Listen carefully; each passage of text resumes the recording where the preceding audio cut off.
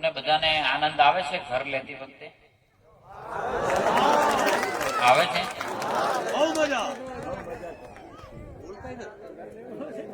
ઘર લેવાની જેટલી મજા છે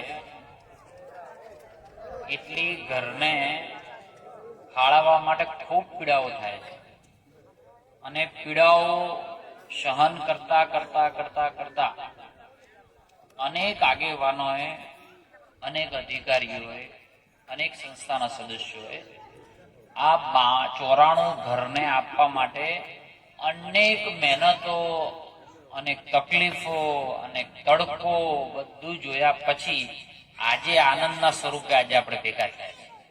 એક તકલીફ પડવામાં કઈ બાકી રહી નહીં હોય, અને આ તો માત્ર અહીં 94 જોઈએ છે, પણ આખા રાજ્યની અંદર કઈ તકલીફો પડતી બાકી રહે નહીં.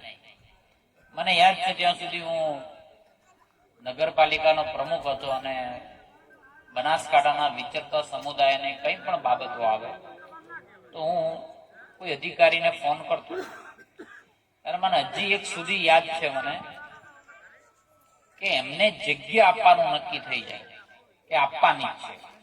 મારે ખાસ કરીને આજે કાકર ગામના સૌ આગેવાનોને અભિનંદન આલવા છે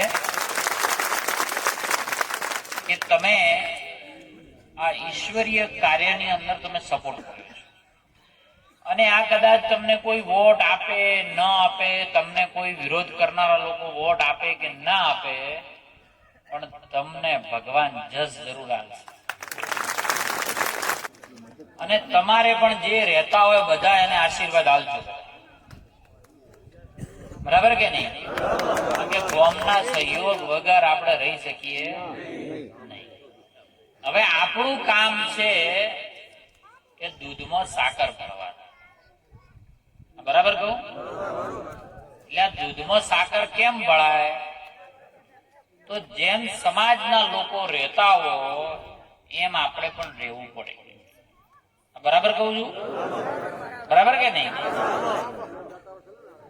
તો આપણે એના જેમ ગોમનો હવારે દીકરો જો સવારે ઉઠીને સ્કૂલે જતો હોય તો આપણો દીકરો પણ ત્યાં જવો જોઈએ.